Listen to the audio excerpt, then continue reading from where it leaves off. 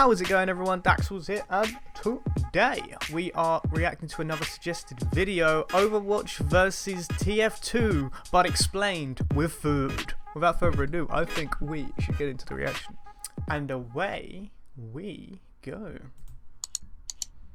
I think Overwatch versus TF2 is like making dessert. Playing Overwatch is like you're baking a gourmet cake. There's 6 of you, you're in a kitchen together, and every chef has one specific cake ingredient that they're adding. The tank puts in the flour. Then the DPSs add the sugar and the eggs and the oil. Then the supports add the baking soda and the chocolate that brings it all together. Okay. All 6 chefs here must work in combination to nail this recipe. And if they do, this cake will be one of the best you've ever eaten. That's Overwatch. Team Fortress 2 is like eating a candy bar. Candy bars just taste great on their own. Like, you don't need any other foods to make a Snickers taste good. But okay, let's say you're eating a Snickers and then you see 2 other guys eating TF2 candy bars. And so you say to them, hey, let's team up. Let's merge our candy bars into one super dish. And they're like, yeah! So you throw in your Snickers and that guy throws in Dem M&Ms and he throws in a Meta Cookie and that guy adds Hershey's Weapons Guy, and then...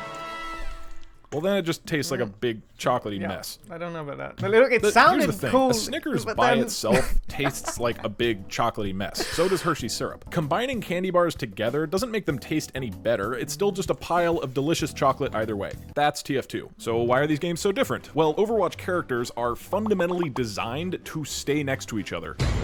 If you want the protection from a tank's shield or to be healed by a support, you have to stand next to the tank or the support. It's just like the ingredients of a cake. They are designed to taste better when you mix them together. So if you're Junkrat, you're going to be more powerful by sticking with your team and utilizing their buffs. This is true of ultimates too. They are designed to be far more powerful when you coordinate them with your teammates. So ults primarily serve to reward teamwork. This is what makes Overwatch so satisfying, because if your team works well together, you're rewarded by becoming substantially more powerful, and it's a rush. So teamwork is what makes Overwatch fun, but these super powerful team synergies also mean you have very limited freedom to play this game your own way. You really can't be effective with a solo playstyle in Overwatch because by design, you are far less powerful without your teammates' buffs. This gets worse when the metagame has a clearly defined optimal composition like dive. In this case, the synergies between specific characters are so strong that you are at a substantial disadvantage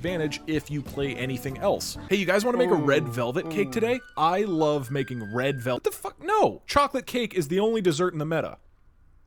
I'm reporting you. The second big problem is that because teamwork is so crucial to winning, if you have just 1 or 2 bad teammates, that can ruin the entire game. Like if you were making a cake and your tank carefully adds the flour and then you perfectly add in sugar and then this dude's just eating Han's Oreos. Now the entire cake you were making is gonna taste awful because that guy is refusing to actually do his part of the recipe. And since you get random teammates game to game, it's totally hit or miss of actually having a team that coordinates well and has fun. It's like you're at a restaurant where half the meals cause horrible vomiting, but the other half it's like the best steak you've ever had. But people keep eating Overwatch because god damn dude, the rush when your team pulls it all off is just incomparable. Like every chef on the team just nailed their job and we made a cake so good it made Jeff Kaplan cry. In TF2, most characters aren't designed to benefit their teammates in any way. Soldier and Demo and Scout, etc. don't have any core moves that benefit their teammates, and so you can run off on your own without being any fundamentally weaker. And this means your effectiveness as a player is only dictated by you, not by your teammates' behaviors. TF2 characters are candy bars. They taste great on their own. They don't need anyone else's flavors. Engineer and Medic are the 2 obvious exceptions here. They are very much designed to benefit teammates and help you win, but winning the game just isn't really a priority in TF2. People don't really care about the objective itself, it just serves as the dedicated spot where everybody's gonna blow each other up. The game almost discourages you from trying too hard to win by frequently scrambling the teams. Or even if you and 2 other guys are like, hey, you wanna team up and defend the objective?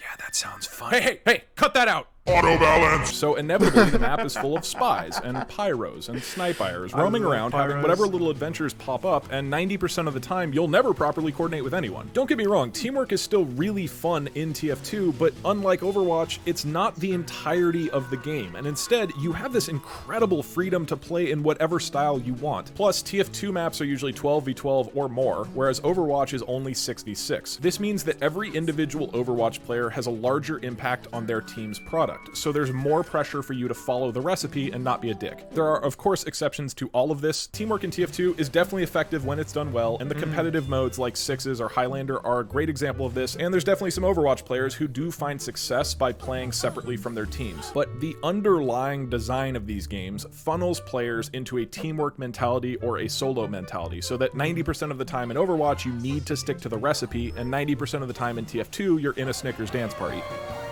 Outside of teamwork, I think the games mostly differ in how you can customize your experience. For example, customizing each character. In TF2, they treat each character like a fruit. And let's say you taste each one and then you go, man, I love apples. That's my favorite. I want to eat apples all day long. Yep. And TF2 goes, all right, well, I'm about to blow your fucking mind because we have different ways to eat apples. We got apple pie and apple sauce and baked apples and apple fritters and tons more. This is how TF2 classes work. There's only 9 classes, but each one has 3 changeable weapon slots with hundreds of possible combinations. So if I love the taste of Demo Banana, I can mix it up and swap in Scottish Resistance and now cover choke points. It's similar, but it's customized. Or now I swap in Sworded Boots and I'm playing Demo Banana Night. And you're like, this is awesome. They took a food I loved, Demo Banana, and they're giving me different ways to cook that core flavor. Whereas Overwatch is like, you guys, we have 29 different fruits and veggies to choose from. And I'm like, oh my god, there are some really genuinely unique options here, like a McCreecumber, or a Reaper Simmon, or a Wrecking Bell Pepper.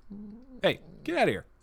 But Overwatch doesn't give you multiple ways to cook each fruit. You're only allowed to eat them raw. So let's say you try them all out and you go, Widow Mango is my favorite fruit. I love this flavor. And you're having a great time eating Widow Mango, but you might say to Overwatch, hey, I love the flavor of Widow Mango. Could you give me some ways to customize my favorite fruit? And Overwatch says, here's a baguette. And you're like, that's cool, man, but I really like Widow Mango. Like, I would love to eat that same flavor, but in different styles. Like, a new way to enjoy the food that I already like. And they're like, here's a durian. Overwatch doesn't let you customize your favorite characters. Instead, they just introduce new characters altogether. This is actually a really great thing if you're a player who wants a large variety in fundamental playstyles, but it also means you might get tired of that hero that you really, really love a lot faster than you might otherwise. Even more broadly, TF2 lets the community customize the maps that you can play. When Valve released TF2, it's like they opened a restaurant and they said, hey, we made a bunch of food and here's our menu of dishes to choose from, but the kitchen's unlocked. Feel free to make whatever else you want. So everybody ran into the kitchen and went nuts. And over time, the community has cooked all sorts of insane new dishes for the TF2 menu. Like one dude went, you guys, I packed 10 scoops of ice cream into one bowl. I call it a 10x crit server. And another guy's like, I took soldier flour and pieces of toast and created jump maps. And you're like, what the fuck? That's actually delicious. And another dude's like, you guys, I took that sandwich and I made it really, really tall. And that's like a real thing that people play. It's called Higher Tower.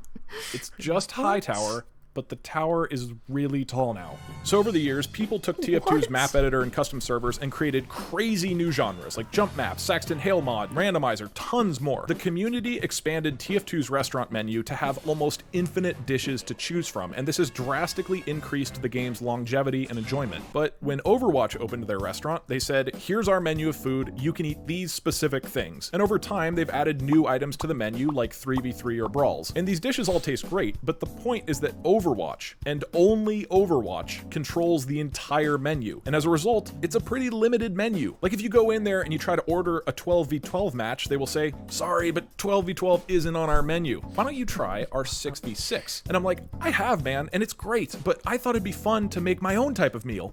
And they're like, here's a durian. This isn't so much a flaw of Overwatch, it's just a big missed opportunity. They don't give the community tools to make unique maps and modes, and this unnecessarily limits the game's menu of options. And it's especially frustrating because Blizzard's older games did do this. Warcraft 3 is legendary because of custom maps. Blizzard made these incredible RTS ingredients and then said, hey, the kitchen door's unlocked, go make whatever you want. And so some frog started a 5v5 eating contest and literally invented Dota. And another dude invented tower defense. tournaments and hero arenas and a million other iconic games. Warcraft 3 made the ingredients, and the community made the menu. And it sucks when you see Overwatch's ingredients, which are so creative and cool, and you just wonder what kind of amazing meals we might be eating if Overwatch just let us play with our food. At this point, I play more TF2, but it just depends on how I'm feeling, right? Like, if it's the end of a long day and I want to dick around, play my favorite character, and not worry about teammates, then TF2 is the perfect experience for me. But Overwatch can be fucking awesome. The characters and ultimates are super creative, and if you have a great team, the feeling of working together and accomplishing a plan is one of the best feelings in gaming. Eating a gourmet cake is always going to taste better than eating a Snickers. It just really sucks if your cake has Hanzo in it. Hey, thank you for watching. If you enjoyed, subscribing to my channel is like getting free Snickers sent to your house, only the Snickers taste like a shitty video. Wow. I'm sold. I'm sold.